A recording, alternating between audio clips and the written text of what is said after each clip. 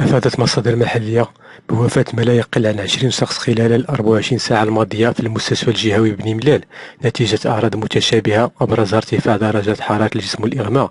وأشارت المصادر لأن الحالات الواردة جاءت من مناطق مختلفة بالجهة، خاصة إقليمي الفقيه بن صالح وأزغلال، حيث توفي البعض في الطرق للمستشفى في ظروف ما زالت قيد التحقيق.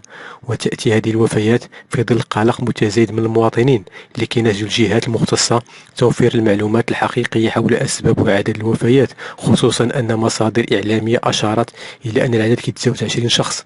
وفي هذا الصدد كتواصل الفرق الصحية متابعة الوضع عن كثب، مع التركيز على تقديم الرعاية الطبية اللازمة للمصابين.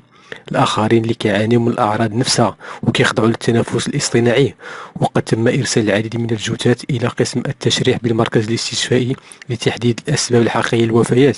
وفي هذا السياق علمت المصادر الصحفية أن السلطات المحلية كتعمل بالتنسيق مع مندوبية الصحة على تقديم الدعم اللازم للمركز الاستشفائي في بني ملال، وضمان توفير الإمكانيات والمستلزمات الطبية للتعامل مع هذا الوضع الطارئ.